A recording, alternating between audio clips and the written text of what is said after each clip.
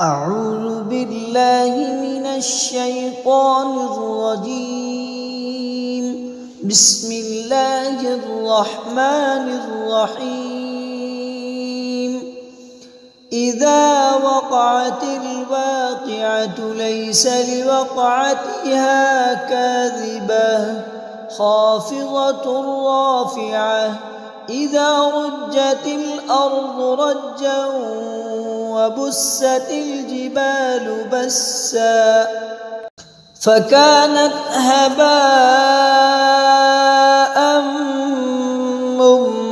منبثا وكنتم أزواجا ثلاثة فأصحاب الميمنة ما أصحاب الميمنة وأصحاب المشأمة ما أصحاب المشأمة والسابقون السابقون أولئك المقربون في جنات النعيم ثلة من الأولين وقليل من الآخرين على سرر موضونة متكئين عليها متقابلين يطوف عليهم ولدان مخلدون بأكواب وأباريق وكأس من معين لا يصدعون عنها ولا ينزفون وفاكهة مما يتخيرون ولحم طير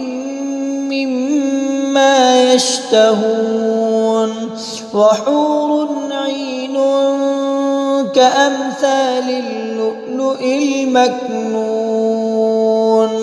جزاء بما كانوا يعملون لا يسمعون فيها لغوا ولا تأثيما إلا قيلا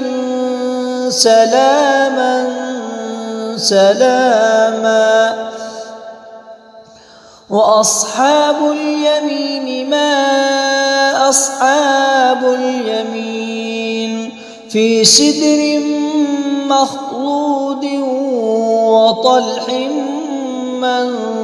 منضود وظل ممدود وماء مسكوب وفاكهة كثيرة لا مقطوعة ولا ممنوعة وفرش مرفوعة إنا أنشأناهن إنشاء فجعلناهن أبكارا عربا أترابا لأصحاب اليمين ثلة من الأولين وثلة من الآخرين وأصحاب الشمال ما أصحاب الشمال في سموم وحميم وظل من يحموم لا بارد ولا كريم إنهم كانوا قبل ذلك مترفين وكانوا يصرون على الحنث العظيم وكانوا يقولون إذا متنا وكنا ترابا وعظاما أئنا لمبعوثون أوآباؤنا الأولون قل إن الأولين والآخرين لمجموعون إلى ميقات يوم معلوم ثم إنكم أيها الضالون المكذبون لآكلون من شجر من زقوم فمالئون منها البطون فشاربون عليه من الحميم فشاربون شرب الهيم هذا نزلهم يوم الدين نحن خلقناكم فلولا تصدقون أفرأيتم ما تمنون أأنتم تخلقونه أم نحن الخالقون نحن قدرنا بينكم الموت وما نحن بمسبوقين على أن نبدل أمثالكم وننشئكم فيما لا تعلمون ولقد علمتم النشأة الأولى فلولا تذكرون أفرأيتم ما تحرثون أأنتم تزرعونه أم نحن الزارعون لو نشاء لجعلناه حطاما فظلتم تفكهون إنا لمغرمون بل نحن محرومون أفرأيتم الماء الذي تشربون أأنتم أنزلتموه من المزن أم نحن المنزلون لو نشاء جعلناه أجاجا فلولا تشكرون أفرأيتم النار التي تورون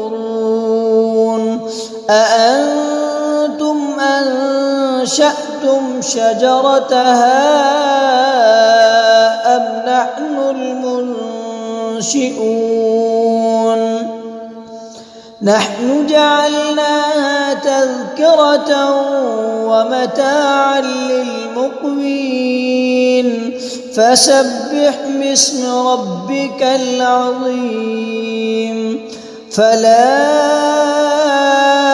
أقسم بمواقع النجوم وإنه لقسم لو تعلمون عظيم إنه لقرآن كريم في كتاب مكنون لا يمسه إلا المطهرون تنزيل من رب العالمين أفبهذا الحديث أنتم مدهنون وتجعلون رزقكم أنكم تكذبون فلولا إذا بلغت الحلقوم وأنتم حينئذ تنظرون ونحن أقرب إليه منكم ولكن لا تبصرون فلولا إن كنتم غير مدينين ترجعونها إن كنتم صادقين فأما إن كان من المقربين فروح وريحان وجنة نعيم وأما إن كان من أصحاب اليمين فسلام لك من أصحاب اليمين وأما إن كان من المكذبين الضالين فنزل من حميم وتصلية جحيم إن هذا لهو حق اليقين فسبح باسم ربك العظيم صدق الله العظيم.